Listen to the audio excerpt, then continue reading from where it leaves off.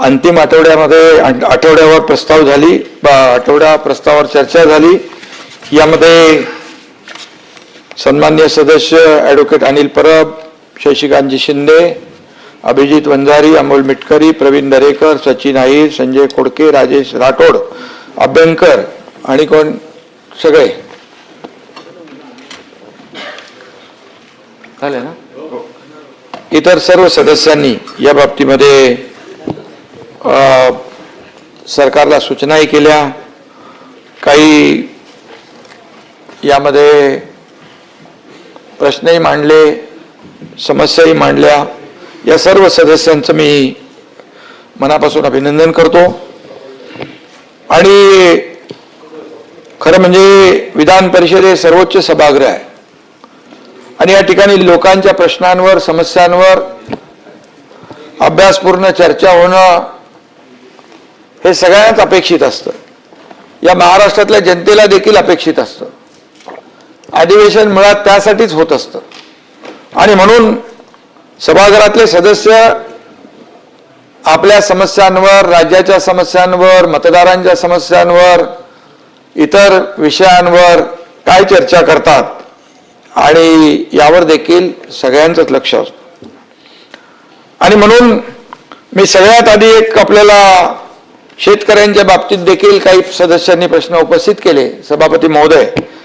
पण एक आजच इथे सभागृहात येण्यापूर्वी मुख्यमंत्री स्वतः, मी, आपल्या दुसऱ्या उपमुख्यमंत्री सुनेत्राताई आणि कृषी मंत्री यांच्या उपस्थितीमध्ये नमो शेतकरी महासन्मान योजनेचा 8वा हप्ता शेतकऱ्यांच्या खात्यामध्ये जमा केलेला आहे।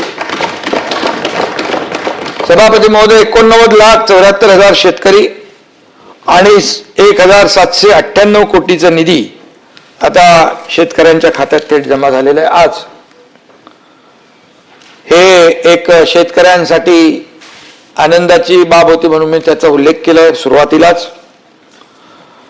परंतु अंतिम आठवडा प्रस्ताव आणि त्या अन्वये झालेल्या चर्चेमध्ये आपण पाहिलं की जसं अपेक्षित आपल्याला असतं की या सर्वसामान्यांच्या प्रश्नावर विरोधी पक्षाने जोरदार आवाज उठवला पाहिजे, परंतु तो काही जोर बिलकुल दिसला नाही संपूर्ण अधिवेशनामध्ये। अगदी त्यामुळे हे अधिवेशन देखील 1 महिन्याचं होतं। हे अर्थसंकल्पीय अधिवेशन आपण 1 महिन्याचं घेतो आणि 1 महिना अधिवेशन हे चाललं देखील, परंतु कितीतरी प्रश्न या अधिवेशनामध्ये मांडता आले असते, परंतु ते दुर्दैवाने तसं झालं नाही। त्यामुळे विरोधी पक्ष पूर्णपणे प्रभावहीन आणि काय कोणाच पायपूस नाही, गलित गात्र प्रकारचं अशा प्रकारचं दृश्य या ठिकाणी आपण पाहिलं। सभापती महोदय, महायुती सरकार दुसऱ्यांदा सत्तेवर आलेलं आहे, त्यानंतरचं हे दुसरं बजेट आहे। अधिवेशन आणि एकूण 5वं विधिमंडळ अधिवेशन आहे आणि सरकार या ठिकाणी न थकता न थांबता काम करतंय। लोकांच्या कल्याणासाठी अनेक योजना आपण राबवतोय, जसं आपण आताच सांगितलं। मी मगाशीच म्हणालो की शेतकऱ्यांच्या खात्यात देखील आताच पैसे जमा करून आलो आणि मग अशा अनेक योजना ज्या सुरू केलेल्या आहेत, अनेक प्रकल्प आपण सुरू केलेले आहेत, ते पुढे जात आहेत, हे राज्य पुढे जात आहे। आणि म्हणून विरोधी पक्ष म्हणून देखील सत्ताधारी पक्षाबरोबर विरोधी पक्षाची देखील तेवढीच जबाबदारी असते। सत्ताधारी पक्ष आणि विरोधी पक्ष ही रथाची 2 चाकं आहेत असं आम्ही मानतो, परंतु विरोधी पक्ष फक्त विरोधाकरता विरोध न करता चांगल्या याच्यामध्ये देखील विरोधी पक्षाने सहकार्य करावं अशा प्रकारची भूमिका आमची आहे। परंतु महाराष्ट्र हिताचा विचार या ठिकाणी मांडण्याचं हे सभागृह आहे, वरिष्ठ सभागृह आहे। दुर्दैवाने अशा प्रकारचं काही झालं नाही। महाराष्ट्राला आपल्याला एका उंचीवर न्यायचं आहे। आज या निमित्ताने मी देशाला नव्या उंचीवर नेणारे या देशाचे लोकप्रिय आणि यशस्वी प्रधानमंत्री नरेंद्र मोदीजी यांचं विशेष अभिनंदन करतो सभापती महोदय, ते यासाठी की मोदीजी यांनी सलग 8,000 931 दिवस सरकारच्या प्रमुखपदी राहण्याचा विक्रम केलेला आहे. आणि या सभागृहाच्या वतीने, या महाराष्ट्राच्या 13 कोटी जनतेच्या वतीने मी त्यांचं मनापासून अभिनंदन करतो. सलग सरकारमध्ये सरकारच्या प्रमुखपदी राहून मोदीजींची कारकीर्द आजही आपण स्वच्छ कारभार पाहतो. भ्रष्टाचाराचा एकही डाग नसलेला प्रधानमंत्री म्हणून त्यांचं नाव लौकिक आहे. बेदाग यापूर्वी देखील मी म्हणालो हे बेदाग प्रधानमंत्री आहेत आणि म्हणून यापूर्वीचं मी काय आता 2014 पूर्वीच्या याच्यात जात नाहीये. त्यापूर्वीची परिस्थिती काय होती त्याच्यामध्येही मला जायचं नाहीये. परंतु त्यांनी एकही सुटी न घेता एक समर्पित भावनेनं या देशाला वाहून घेतलेलं आहे आणि या देशाचं नाव लौकिक जगभरामध्ये वाढवण्याचं काम ते करतायत. त्यामध्ये जर 12 वर्षाच्या कर्तृत्वाचा आणि कामगिरीचा आढावा आपण घ्यायला गेलो तर त्याला दिवस पुरणार नाही. परंतु एक ऐतिहासिक काम त्यांनी केलं आहे आणि म्हणून त्यांच्या नेतृत्वाखाली देश महासत्तेकडे चाललाय. त्यासाठी आपण राजकारण बाजूला ठेवून पुढे जायला पाहिजे. आणि आपल्याला अभिमान आहे की त्यांच्या $5 ट्रिलियन इकॉनॉमी गोलमध्ये आपलं महाराष्ट्राचं योगदान आपलं मोठं आहे. ही सभागृहाचं कामकाज संपेपर्यंत वाढवण्यात येतं. आपलं महाराष्ट्राचं योगदान मोठं आहे आणि म्हणूनच या ठिकाणी आपण राजकारण न करता या राज्याच्या विकासामध्ये सगळ्यांनी आलं पाहिजे. काल इथं निरोपाचं भाषण होतं. काही लोकांनी निरोपाचं भाषण करता करता आरोपाचं भाषण सुरू केलं. निरोप समारंभाचा आरोप समारंभ झाला. खरं म्हणजे मी तर चांगलं बोललो होतो. मला कधी निरोप समारंभाला कुणावर टीका करायला आवडत नाही. माझा तो स्वभाव नाही. परंतु कालचा जे निरोप समारंभाचा आरोप समारंभामध्ये बदल झाला ते पाहिल्यानंतर सभापती महोदय दिलीप प्रभावळकरांचा एक चित्रपट आठवला, चौकट राजा. त्यात एक गाणं होतं, मी असा असा कसा वेगळा वेगळा. नीलमताईंना माहित असेल ते. या सभागृहात काल कवितांचा माहोल होता. टोमणे सम्राट देखील आपण पाहिले आणि मला विंदा करंदीकरांची कविता एक आठवली. काल विंदा करंदीकरांची कविता इथं आली. उंचीनं आपुली वाढते फारसा वाटून हेवा, उंचीनं आपुली वाढते फारसा वाटून हेवा, श्रेय जास्ते त्यास द्यावे एवढे लक्षात ठेवा.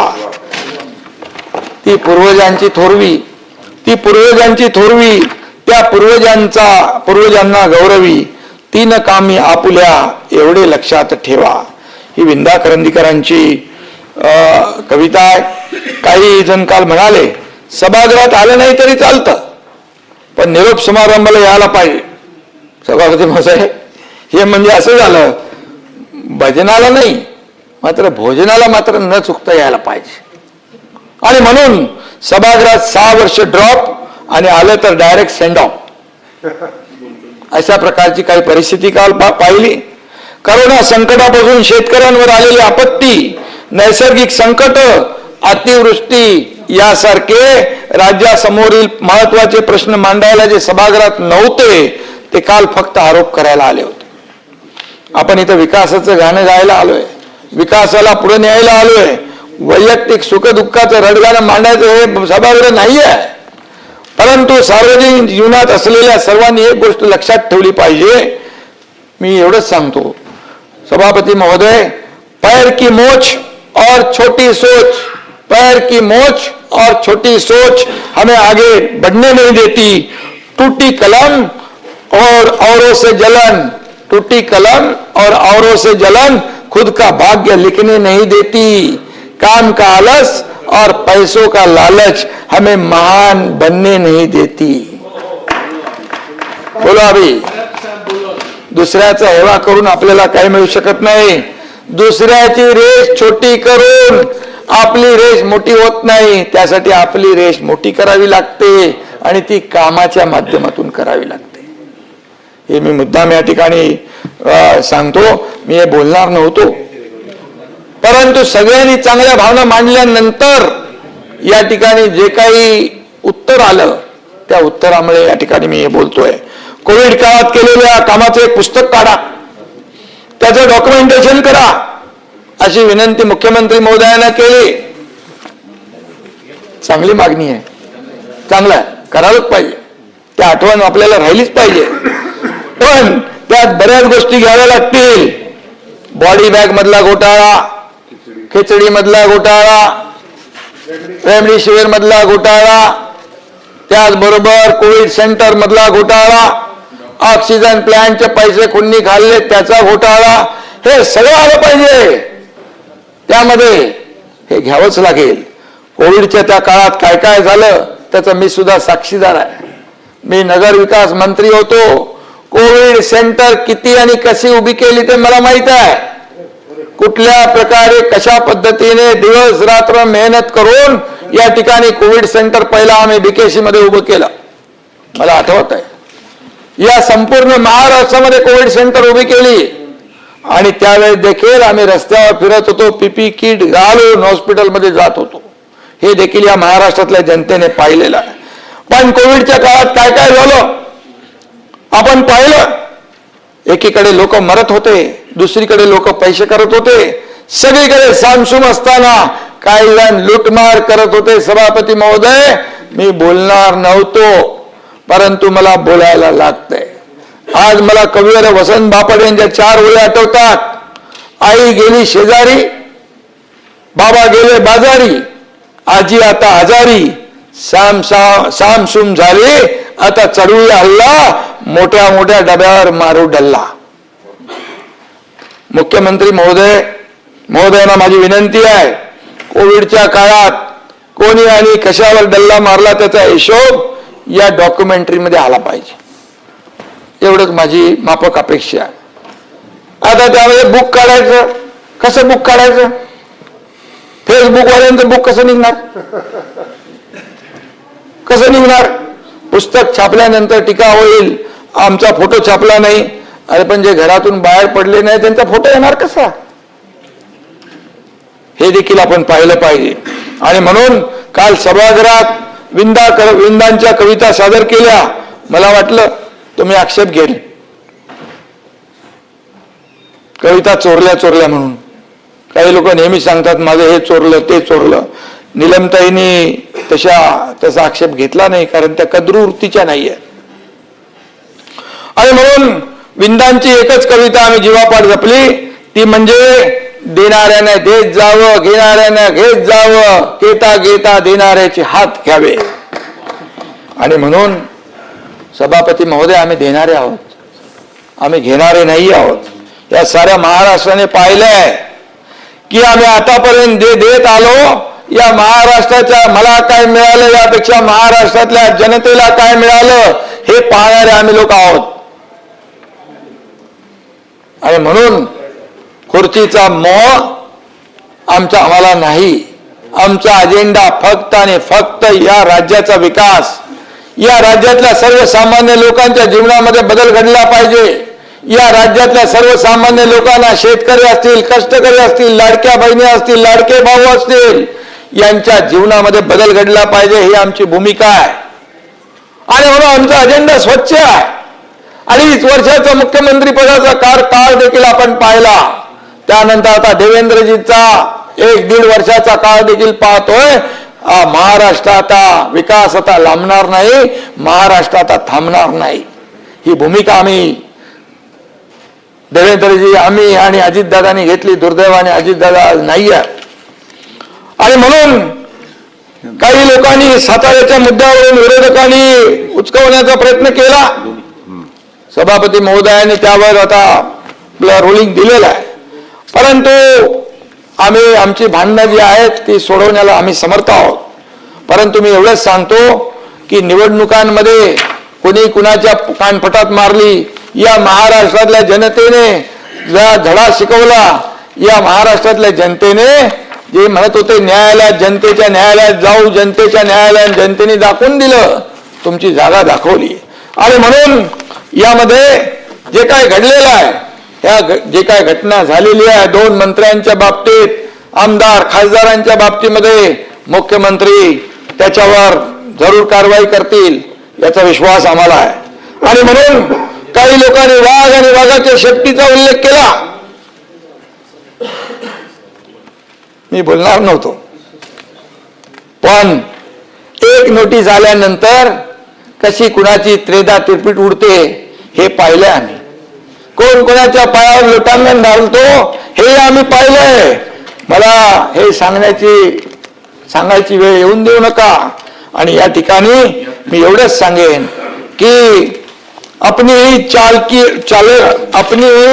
चालाकियों पे डालकर पर्दा, अपने ही चालाकियों पर डालकर पर्दा, चेहरे पर नकाब लिए फिरते हैं जिनके खुद के खाते बिगड़े हैं, जिनके खुद के खाते बिगड़े हैं वो दुनिया का हिसाब लिए फिरते हैं. हे काय आपलं बघा, आपलं ठेवायचं झाकून, दुसऱ्याचं बघायचं वाकून.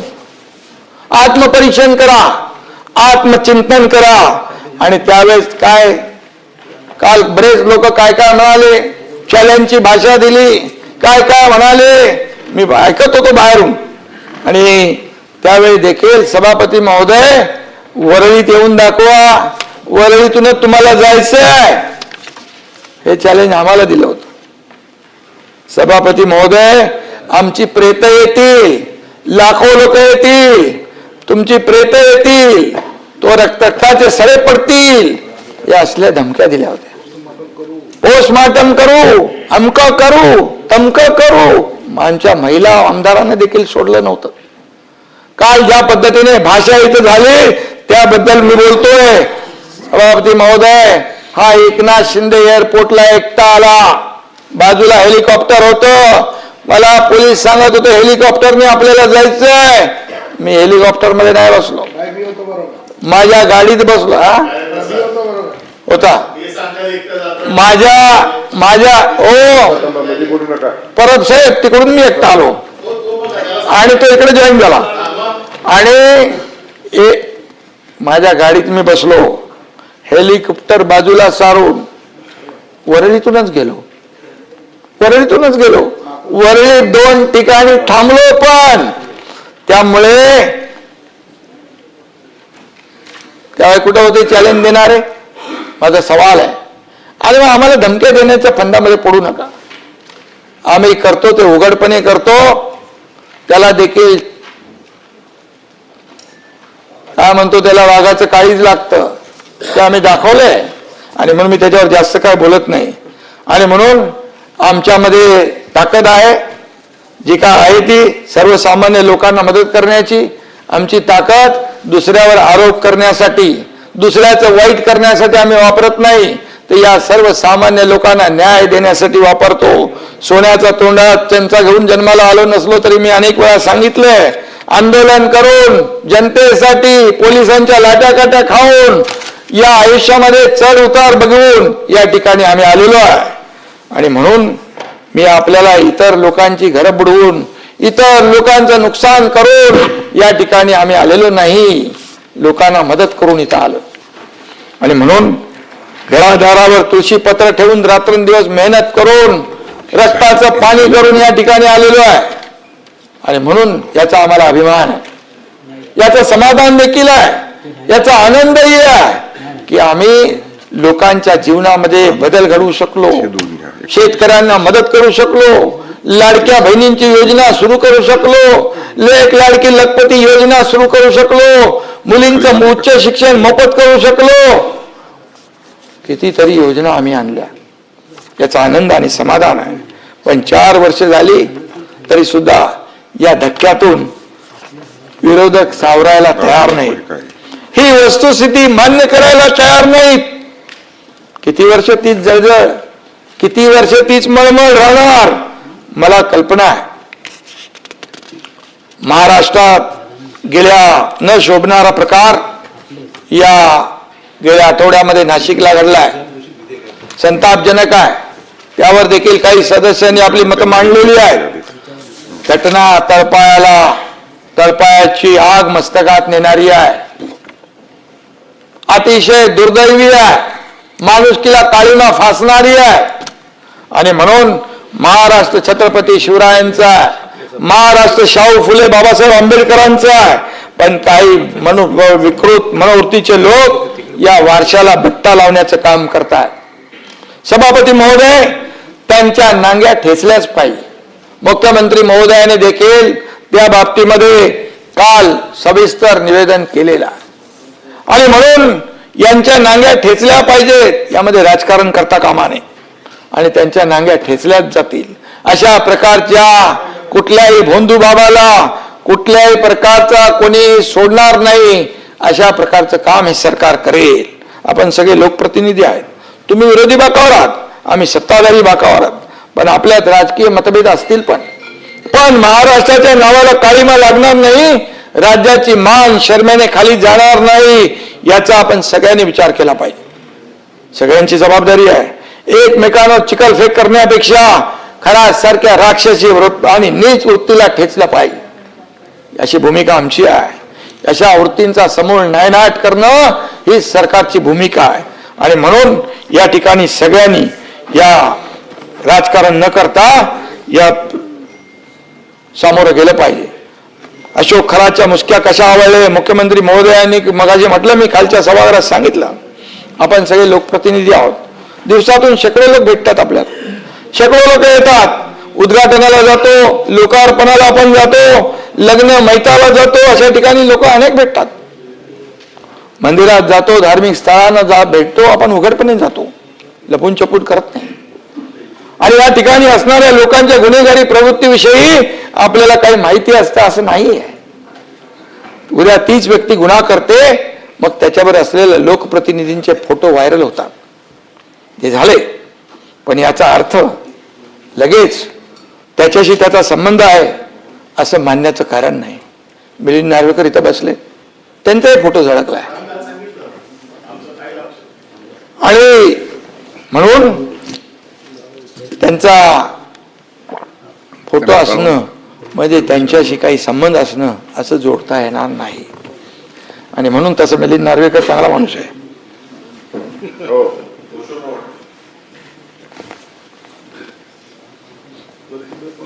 फोटोचं बोललात तुम्ही, पण काही लोकांचे तर फोटो आहेत. पण अनिल राव त्या खरातसाठी शेतकऱ्यांचं तोंडचं पाणी कुणी दिलं, हे आहे, इकडे आहे, आपण नाही, हे जी आर आहे, हे माझ्याकडे जी आर आहे. आणि म्हणून तुम्हाला सांगतो, जेव्हा आरोप करतो तेव्हा समोरच्याकडे एक बोट असतं, 2 बोटं असतात, पण 3 बोटं आपल्याकडे असतात. हे प्रत्येकाने ठरवलं पाहिजे. मी बघा असा आरोप करणारा माणूस नाहीये, मला ते आवडत पण नाही. पण जेव्हा मला कोणी डिवचतो तेव्हा त्यावेळेस मला बोलावंच लागेल. आणि त्यामुळे मी खुला मनाचा माणूस आहे. माझं सगळं काही लपून चपून मी काय काम करत नाही. जे करतो ते अगदी मोकळ्या ढोकळ्या आणि उघडपणाने करतो. आणि म्हणून 48 किलोमीटर पाईपलाईन, ही पाईपलाईन कोण टाकली, हे सगळं जास्ती काय मला बोलायचं नाही. पण काही लोक जास्त बोलले तर मात्र बरेचसे राज माझ्याकडे आहेत. ताज का राज राजी रहने दो. सभापती महोदय आणि आपल्या सगळ्यांना सांगतो मी, आपल्याला नाही, जे आरोप करतात त्यांना, ताज का राज राजी रहने दो. मला एवढंच म्हणायचं आहे, अशा प्रवृत्ती ठेचल्या पाहिजेत. अशा लोकांना फासावर लटकवलं पाहिजे. त्यासाठी कायदा अधिक मजबूत करायचा असेल तो केला पाहिजे. आणि अशा प्रकारच्या वृत्तींना जरब बसली पाहिजे. अशा प्रकारच्या घटना त्याची पुनरावृत्ती पुन्हा होता कामा नये, हेही पाहिलं पाहिजे. तात्काळ ते अंडरलाईन करायला पाहिजे. आणि म्हणून सभापती महोदय, शेती, उद्योग, पायाभूत सुविधा, शिक्षण सगळ्या क्षेत्रामध्ये एक नवीन ऊर्जा निर्माण झाली आहे. खर्च आणि उत्पन्न यांचा चांगला ताळमेळ घातलेलं बजेट माननीय मुख्यमंत्री देवेंद्र फडणवीसजी यांनी सादर केलं. काही लोकांना वाटत होतं बजेट कोलमडून जाईल, काही लोकांना वाटलं होतं सगळ्या योजना बंद पडतील. परंतु या बजेटमध्ये देखील, कारण लाडकी बहीण योजनेवर सगळ्यांचे डोळे होते, लाडकी बहीण योजना कशी बंद होईल, सुरू केली तेव्हाही बंद करण्यासाठी कोर्टात गेले. पण मी या ठिकाणी सांगतो, मुख्यमंत्री माझी लाडकी बहीण योजना कुणी माईकाला आला तरी कधी बंद होणार नाही. जे आम्ही बोललोय ते करणार. प्रिंटिंग मिस्टेक कधी म्हणणार नाही. शेतकऱ्यांची कर्जमाफी सांगितली होती. या बजेटमध्ये शेतकऱ्यांची कर्जमाफी करण्याचा निर्णय घेतला.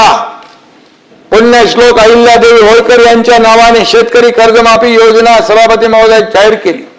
30 सप्टेंबर 2025 पर्यंत कर्ज थकीत असलेल्या शेतकऱ्यांना 2 लाखापर्यंत कर्ज माफ करण्याचा ऐतिहासिक निर्णय घेतला. बळीराजाला मोठा दिलासा दिला. आणि म्हणून मी आल्या पहिलं जे सांगितलं की आज त्या खात्यांमध्ये पैसे जमा केले आणि आम्ही इकडे आलो. याशिवाय जे शेतकरी नियमितपणे कर्ज फेड करतात त्यांना प्रोत्साहन देण्यासाठी सरकारकडून 50,000 रुपयापर्यंत प्रोत्साहनपर आर्थिक लाभ देखील देण्यात येणार आहे. मी मुख्यमंत्री असताना 50,000 रुपये प्रोत्साहनपर आर्थिक लाभ आपण राज्यातल्या शेतकऱ्यांना दिला होता. घोषणा कोणी केली होती त्याच्यामध्ये मी जात नाही. परंतु त्याची परतफेड जी आहे 50,000 त्या 2022ला सरकार झाल्यानंतर आम्ही केले. शेवटी शेतकऱ्यांना दिलासा देण्याची आवश्यकता होती. बळीराजासाठी आजवर कोणत्याही सरकारने केलं नसेल एवढं काम महायुती सरकारने गेल्या 4 वर्षात केलंय. याचा आनंद आहे आम्हाला. आताच या ठिकाणी मगाशी मी म्हटलं की शेतकरी कधी वाऱ्यावाता अवकाळी पावसामुळे काही ठिकाणी नुकसान होतंय. त्या ठिकाणी पंचनामे होतील. शेतकऱ्यांना कधी वाऱ्यावर सोडलं जाणार नाही. हे शेतकऱ्यांचं सरकार आहे. आणि मी नेहमी सांगतो या महाराष्ट्र राज्याच्या तिजोरीवर सगळ्यात पहिला अधिकार कोणाचा तो या बळीराजाचा आहे. आम्ही सांगतो आणि त्याच्या मागेही उभे राहतो. राज्यातल्या वंचित दुर्बल घटकांसाठी सर्वात जास्त महामंडळ स्थापन झाली त्यावर देखील अनिल परबांनी उल्लेख केला. सामाजिक न्याय आणि इतर मागास बहुजन कल्याण अशा 2 विभागांची महामंडळ आहेत. त्यामध्ये निधीचा विषय काढला आपण. परंतु या सर्व महामंडळांना निधी देणं ही सरकारची जबाबदारी आहे आणि सरकार तो निधी देण्यास कटिबद्ध आहे. कुठल्याही परिस्थितीमध्ये त्या महामंडळाला अडचण येणार नाही याची काळजी सरकार जरूर घेईल. त्याचबरोबर सभापती महोदय गृहनिर्माण विभागाच्या माध्यमातून देखील काही लोकांनी इथं प्रश्न उपस्थित केले. मला आनंद आहे. हिंदू हृदय सम्राट बाळासाहेब ठाकरे यांच्या जन्मशताब्दी वर्षानिमित्त मुंबई आणि सभोवतालच्या शहरांना झोपडपट्टी मुक्त करण्याचा निर्धार महायुती सरकारने केला आहे. त्यासाठी हिंदू हृदय सम्राट बाळासाहेब ठाकरे नागरी लोक कल्याण अभियान आपण राबवतोय. मुंबईत आजही मोठ्या झोपडपट्ट्या आहेत. यापैकी 50 एकरपेक्षा मोठ्या झोपडपट्ट्यांचं क्लस्टर या ठिकाणी त्याला मंजुरी आपण दिलेली आहे. या झोपडपट्ट्या ज्या आहेत त्याचं बायोमेट्रिक सर्वेक्षण प्लॅनिंग करून अधिकृत क्लस्टर म्हणून मान्यता देण्याची कार्यवाही फास्ट ट्रॅकवर पूर्ण केली जाईल. जास्तीत जास्त क्लस्टर योजनांची निविदा प्रक्रिया तातडीने राबवली जाईल. झोपडीधारकांना नवीन रिहाब इमारतींमध्ये राहताना मेंटेनन्स खर्च परवडत नाही म्हणून सरकारने कॉर्पस फंडामध्ये मोठी वाढ केली आहे. यापूर्वी सभापती महोदय कॉर्पस सरसकट 40,000 रुपये प्रति सदनिका होता. आता त्यात मोठी वाढ करण्यात आलेली आहे. 70 मीटर उंचीपर्यंतच्या इमारतींसाठी 1 लाख रुपये प्रति टेनामेंट. दरे करायचं इकडे 70 ते 120 मीटर 2 लाख रुपये प्रति टेनामेंट. 120 मीटर पेक्षा जास्त उंचीच्या इमारतांसाठी 3 लाख रुपये प्रति टेनामेंट एवढी रक्कम कॉर्पस म्हणून विकासक सोसायट्यांना देणार आहे. याबाबतची अंतिम अधिसूचना आजच काढतो आपण. यामुळे रिहाब इमारतींची देखभाल योग्य रीतीने होईल. झोपडपट्टी वासियांना बिल्डिंग इमारतीमध्ये गेल्यानंतर काळजी मुक्त राहता येईल. सरकारच्या माध्यमातून राबवलेल्या योजनांमध्ये आजवर 180, 225, 269 चौरस फूट आकाराची घरं देण्यात आली. त्या सर्वांना पुन्हा 30 वर्षे थांबावं लागत होतं रिडेव्हलपमेंटसाठी. आता आम्ही तो अन्याय दूर करत आहोत. यापैकी अनेक इमारती मेंटेनन्स अभावी जीर्ण झाल्यात. या इमारतींचा पुनर्विकास हाती घेतला जाईल. त्या इमारतीमधल्या रहिवाशांना 300 चौरस फूट घरं मिळतील असा देखील निर्णय आपण आणि लाव घेतला आहे. या धोरणाची अंमलबजावणी आता लवकर सुरू होईल. मुंबई स्लम फ्री करताना नवीन झोपडपट्ट्या वाढू नयेत यासाठी देखील दक्षता घेतलेली आहे. कडक उपाय त्याच्यामध्ये योजलेले आहेत. नवीन हाऊसिंग धोरणामध्ये बाळासाहेब सांगायचे 40 लाख लोकांना मोफत घरं द्या. त्यावेळेस लोकांना ते सत्य नव्हतं, परंतु ते आम्ही सुरू केलंय. रमाबाई आंबेडकर नगर, कामराज नगर 17,000 लोकांची पुनर्विकास योजना सुरू झाली आहे. SRA आणि MMRDA करते. काही ठिकाणी SRA, म्हाडा आणि सिडको करते. अशा अनेक योजना जॉईंट व्हेंचरमध्ये आपण पुढे नेतोय. या धोरणांची अंमलबजावणी सुरू झालेली आहे. मुंबई स्लम फ्री करताना ते सांगितलं SRA ने अद्ययावत नेत्रम तंत्रज्ञान विकसित केलं आहे. सॅटेलाइटद्वारे मुंबईत किती नवीन झोपड्या वाढल्या याचं मॉनिटरिंग केलं जाईल. MMRDA, मुंबई महापालिका, म्हाडा आणि शासकीय जमिनीवर नव्या झोपड्या उभ्या राहिल्या आहेत याचं मॉनिटरिंग दर 4 महिन्यांनी केलं जाणार आहे. या जागांवर कुठल्याही नव्या झोपड्या उभ्या राहणार नाहीत. घुसखोरांना तिथं अतिक्रमण करू दिलं जाणार नाही. आणि मुंबई ही मुंबईकरांची आहे, बाहेरून येणाऱ्या घुसखोरांची, बांगलादेशांची नाही. हाऊसिंग फॉर ऑल हे आमचं महत्वाकांक्षी धोरण आहे. ही वेगवेगळ्या योजनांच्या माध्यमातून पूर्ण करतोय आपण. काही क्षेत्रामध्ये विशेषतः उपनगरात किंवा एअरपोर्ट जवळ पुनर्विकास योजना फिजिबल होत नाही हाईट रेस्ट्रिक्शनमुळे. ती कोंडी देखील दूर करण्याचा निर्णय आम्ही घेतलाय. TDR देऊन TDRच्या माध्यमातून तो शब्द देखील आम्ही पूर्ण करतोय. प्रत्येकाला 300 चौरस फुटापर्यंत अधिकार आणि 500 चौरस फुटापर्यंत फ्री रिकन्स्ट्रक्शन यासाठी इन्सेंटिव्ह FSI ची तरतूद यामध्ये केलेली आहे. यामुळे मुंबईतले सर्व भागात रिडेव्हलपमेंट जे थांबलेले आहेत या रिडेव्हलपमेंटला चालना मिळेल आणि जे रखडलेले प्रकल्प जे आहेत मार्गी लागतील.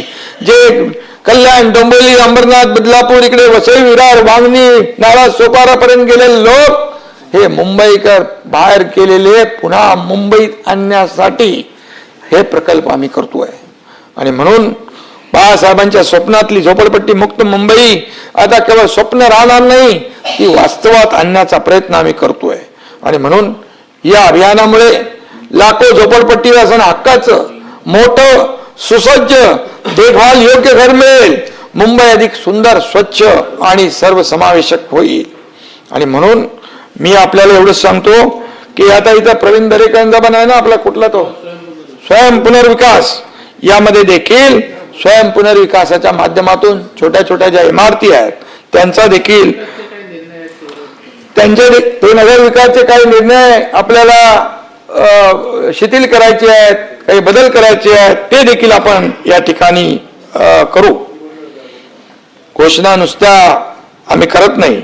यामध्ये या क्लस्टर योजनेसाठी, या समूह विकास योजनेसाठी जेव्हा 2022ला माहितीचं सरकार आलं तेव्हापासून याची सुरुवात झाली आणि ती सुरुवात करता करता आपण अंतिम टप्प्यात पोहोचलेलो आहे.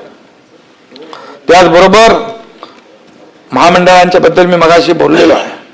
आणि कुठल्याही परिस्थितीमध्ये कुठलेही लाभार्थी, त्या महामंडळाची लाभार्थी वंचित राहणार नाहीत याची काळजी आपण घेऊ. परंतु या ठिकाणी स्वतःच्या स्वार्थासाठी आपल्या लोकांना, कुटुंबाला आणि राज्याला सुद्धा वेठीला काही लोक धरतात. ते शेवटी आपण त्यांचा देखील बंदोबस्त या ठिकाणी पोलीस करतायत. आणि म्हणून पोलीस दिवसेंदिवस स्वतःला अपडेट करतायत. मध्यंतरी मायक्रोसॉफ्टच्या सहकार्याने महाक्राईम OS AI ही एक आगळी वेगळी AI प्रणाली आपण सुरू केलेली आहे. सायबर गुन्हेगारी विरुद्धच्या लढ्यातली सगळ्यात मोठी क्रांती आहे. या ठिकाणी मी जेव्हा मुख्यमंत्री होतो तेव्हाही भरती सुरू झाली. आता देवेंद्रजी काळात देखील 15,000पेक्षा अधिक पोलीस शिपायांची भरती होती आहे. आणि त्याचबरोबर जे गुन्हेगार आहेत, क्राईम जो गुन्हे सिद्ध करण्याचं जे काही प्रयत्न आहेत ते यशस्वी होत आहेत. कन्व्हिक्शन रेट जो आहे तो वाढतोय, कारण गुन्हा सिद्ध होऊन त्याला सजा लागली तर त्या गुन्ह्यावर जरब बसते. आणि म्हणून संपूर्ण देशात जर आपण विचार केला तर शहरी गुन्हेगारीमध्ये पहिल्या 5 क्रमांकात राज्यातील एकही शहर नाही. महिलांवरील अत्याचार हा समाज, अनेक लोकांनी त्याच्यावर विषय मांडला होता. महिलांवरील अत्याचार हा समाजाला कलंक आहे आणि म्हणून एका महिलेवर जरी अत्याचार झाला तरी तो सहन करता येणार नाही. आता कायद्यामधील काही तरतुदींमुळे महिलांचा पोलिसांवरचा विश्वास वाढला आहे. महिला तक्रारी करायला पुढे येऊ लागलेल्या आहेत. महिला अत्याचार प्रकरणात 60 दिवसात चार्जशीट दाखल होते. डायल 112 कॉलचा रिस्पॉन्स टाइम 7 मिनिटं 17 सेकंद आणि महिलांसाठी 7 मिनिट 31 सेकंद असा आहे. हा रिस्पॉन्स टाइम देशात दुसऱ्या क्रमांकावर आहे सभापती महोदय, आणि लवकरच तो पहिल्या क्रमांकावर येईल. यामध्ये माझ्याकडे पूर्ण डिटेल आकडेवारी आहे. गुन्हेगारीमध्ये झालेली घट आहे, बाकी काय काय जे आहे गृह विभागामध्ये. पोलीस काका, पोलीस दिदी, दामिनी पथक, निर्भया पथक, भरोसा सेल सुरू आहे. पीडितांसाठी 124 काउन्सिलिंग केंद्र आहेत. पोक्सो कायद्याच्या बाबतीत राज्य शासन गंभीर आहे. यात विशेष कृती दल स्थापन करण्यात आलंय. तसेच 1098 ते 100 ते एक असं अपवाद सोडून त्यांच्याशी बोलतो, चांगल्याच लोकांसाठी बोलतो. आणि म्हणून एक विशेष कृती दल स्थापन केलंय. 1098 टोल फ्री क्रमांकावरून मदत करण्यात येते. ड्रगचा विषय देखील इथं काढलाय. ड्रग विरोधी देखील लढा तीव्र करण्यात आलेला आहे. अंमली पदार्थांसाठी गेल्या वर्षभरात 1438 गुन्हे दाखल केले.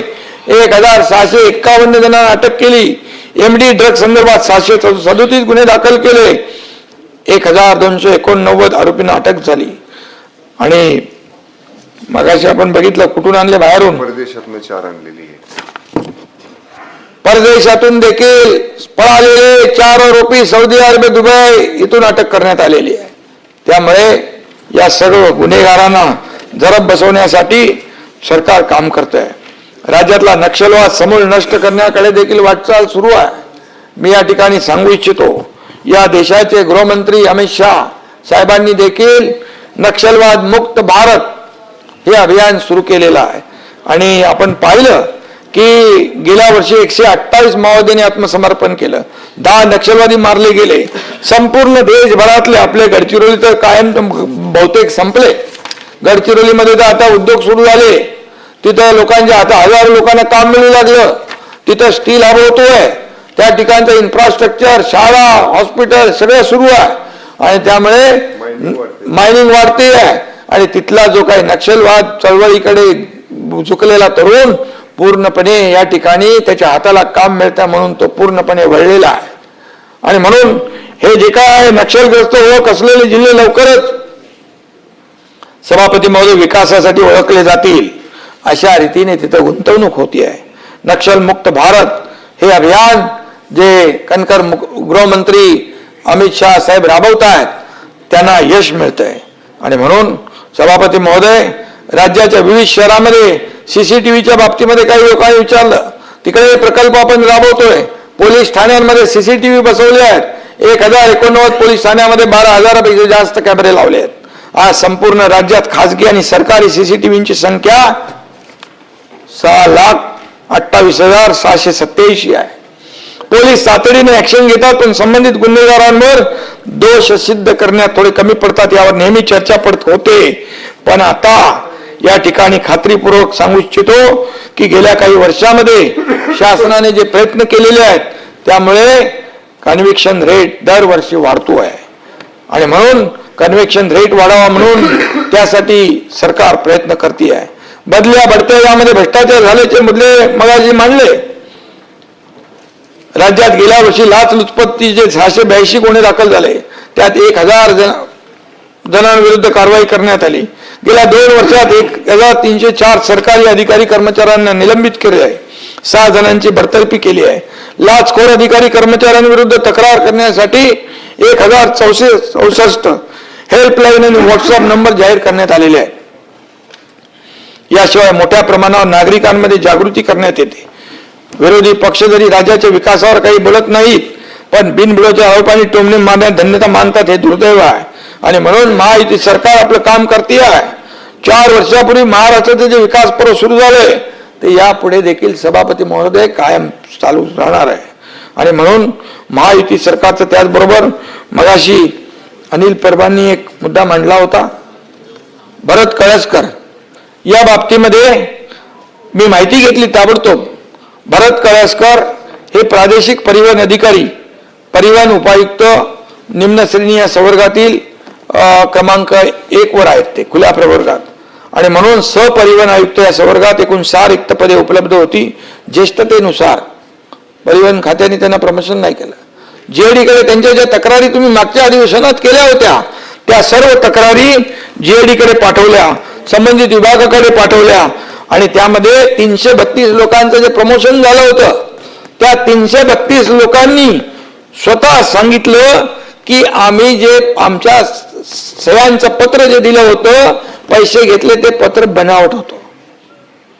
आणि त्यामुळे याची सर्व चौकशी झाली.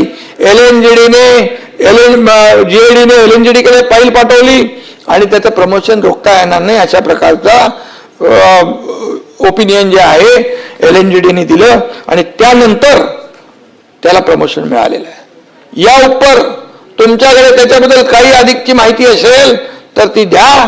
त्याच्यावर कठोर कारवाई केल्याशिवाय आम्ही थांबणार नाही. कारण मीच जेव्हा माझ्याकडे ते मंत्रालय होतं त्यावेळेस ऑनलाईन बदल्यांची मी सिस्टीम सुरू केली, त्या भ्रष्टाचार होऊ नये म्हणून. आणि त्यामुळे परिवहन खात्यामध्ये कुठलाही भ्रष्टाचार तुम्हाला दिसला तर बिलकुल मोडून काढू आपण, कोणालाही पाठीशी घालण्याचं काम नाही. आणि म्हणून यामध्ये देखील ट्रान्सफर असेल ऑनलाईन पद्धतीने आपण तर केलेलं आहे, परंतु आणखी देखील आपल्याला त्यामध्ये काय करता येईल ते नक्की आपण करू. कुठल्याही परिस्थितीमध्ये भ्रष्टाचाराला खतपाणी घालण्याचं काम कोणी करणार नाही. आणि म्हणून त्याचबरोबर आपले सचिन अहिर यांनी मगाशी 2-3 मुद्दे मांडले. एकतर मिल कामगारांच्या बद्दल आपण बैठक घेतली. पहिल्यांदा मला वाटतं ती बैठक आपली चांगली झाली आणि त्या बैठकीच्या माध्यमातून आपण त्यांना जे कुठे लांब कुठे पाठवत होतो त्यांचा तो काय क्लेम रद्द होणार होता तोही आपण कलम रद्द करून टाकलं, ज्याला ऑप्शनल ठेवलं. बरोबर ना? ज्याला इच्छा असेल त्यांनी घ्यावं, नाही तर त्याचा हक्क अबाधित राहणार. आणि म्हणून मुंबई आणि MMR या क्षेत्रामध्ये 1 लाख गिरणी कामगारांना घरं देण्याचा निर्णय आपण घेतलेला आहे. त्या पद्धतीने मी नगर विकास विभागाचे आसिम गुप्ता आणि म्हाडाचे अधिकारी, SRA चे अधिकारी या सगळ्यांना सांगितलं जे प्रकल्प आता सुरू आहेत त्यांना आपण जादाचा FSI देता येतो का? 2000 घरं आहेत तिथे आणखी 500 वाढवू शकतो का? मुंबईमध्ये 3000 घरं असतील आणखी तिथे 700 वाढवू शकतो का? त्याचबरोबर ज्या मिलच्या जमिनी आहेत त्या ठिकाणी आपल्याला त्या योजनेत देखील प्रकल्पामध्ये त्यांना वाढीव FSI देऊन त्यांना वाढीव घरं आपल्याला त्या ठिकाणी बांधता येतात का, हे देखील आपण तो निर्णय घेतलेला आहे. आणि म्हणून जेवढे प्रकल्प आहेत क्लस्टरमध्ये देखील, SRAच्या प्रकल्पांमध्ये देखील ज्या ज्या पुनर्विकास प्रकल्प आहेत सचिनजी, त्या सर्व पुनर्विकास प्रकल्पांमध्ये आज आपण घरं जेवढी आपल्याला जास्तीची उपलब्ध करून घेता येतील तेवढी, कारण या गिरणी कामगारांच्या जीवावर मुंबई आहे. बाळासाहेब नेहमी सांगायचे गिरणी कामगारांच्या मागे उभं राहा. आणि म्हणून गिरणी कामगारांना घरं देण्याची भूमिका सरकारने घेतलेली आहे. पोलिसांच्या घराबद्दल आपण बोललात, जेव्हा अगोदरच्या सरकारने 50 लाख रुपये पोलिसांकडून घराला ठेवले होते, मी मंत्री झाल्यानंतर, मुख्यमंत्री झाल्यानंतर 50 लाखाचे 15 लाख रुपये केले आपण. 15 लाखामध्ये पोलिसांना घरं दिली आपण. त्याचबरोबर हा मोठ्या प्रमाणावर आपल्याला जो स्टाफ क्वार्टर आहे त्याचा आपल्याला हे वाढवलं पाहिजे. त्याचबरोबर त्यानंतर आपल्याला हक्काची घरं जी आहेत पोलिसांना, सफाई कर्मचाऱ्यांच्या बाबतीमध्ये आपण मुद्दा उपस्थित केला. सफाई कर्मचाऱ्यांच्या कॉलनीत मी स्वतः मुख्यमंत्री असताना गेलो. 4 ठिकाणी दयनीय अवस्था होती, चांगली नव्हती. पहिल्या आयुक्त त्यावेळेस मला वाटतं चहल होते, त्यांना बोलून सांगितल्या सगळ्या सफाई कर्मचाऱ्यांची जी काही लोक मुंबई स्वच्छ करतात, हा खरा मुंबई स्वच्छ करणारा सफाई कर्मचारी आहे, त्याला त्याच्या घराची चिंता असता कामा नये. आज बघा जाऊन त्या ठिकाणी सोयी सुविधा दिल्यात. त्यांचा पुनर्विकास जो करायचा आहे तो आश्रय योजना, त्याचबरोबर दुसरी एक योजना आपली एक आश्रय योजना आहे आणि श्रमसाफल्य योजना आहे. या योजनांमधून देखील आपल्याला त्यांना घरं द्यायची आहेत आणि त्यामुळे आपल्याला मी एवढंच सांगतो, आपण जे घरांचा मुद्दा उपस्थित केलेला आहे याला न्याय देण्याचं काम सरकार करेल आणि त्या बाबतीमध्ये काम सुरू झालेलं आहे. सुपर मॅक्सच्या बाबतीमध्ये देखील आपण म्हणालात, सुपर मॅक्सच्या बाबतीमध्ये देखील NCLT मध्ये गेलेत. NCLTच्या लोकांना बोलवून सांगितलं, आपले जे काय इथं असीम गुप्ता आहेत त्यांना सांगितलं आपल्या विभागाने देखील, कामगार विभाग असेल, आपले जे जे विभाग आहेत त्याने इंटरव्ह्यू करा, कारण त्याचे पैसे हिशोब दिल्याशिवाय कुठलीही परवानगी त्याला देता येणार नाही, असं देखील आपण निर्णय घेतलेला आहे. आणि मग NCLT मधून कमी पैशामध्ये घेतात आणि त्या ठिकाणी टोले जंग इमारती उभ्या राहतात, हे होणार नाही.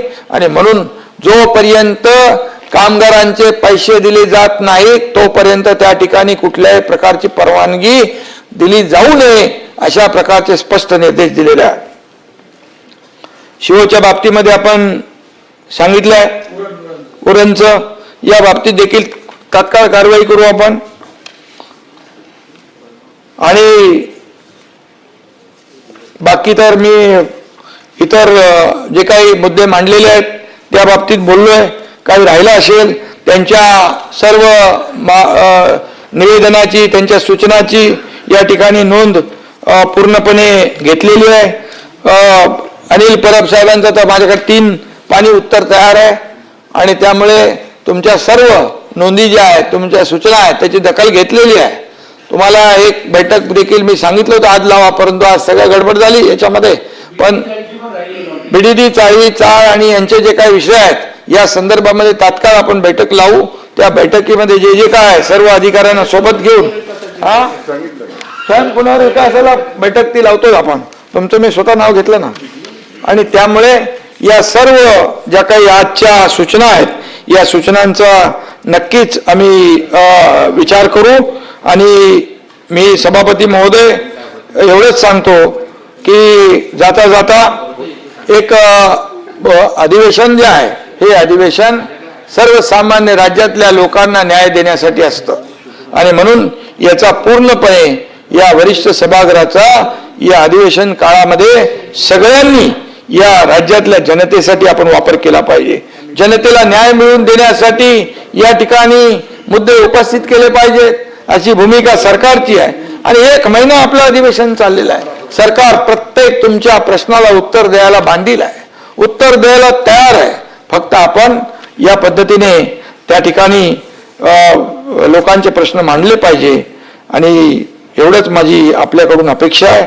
मी फक्त जाता जाता एवढंच सांगतो, एक भाषण संपवताना एक 4 ओळी ज्या आहेत त्या मी बोलू.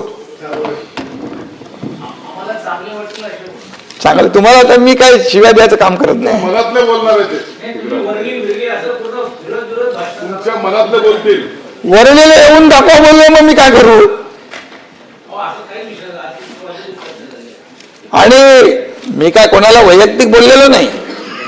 त्या वेळेच्या घटना ज्या आहेत त्याने आम्ही जे काय करतो ते मोकळेपणाने करतो.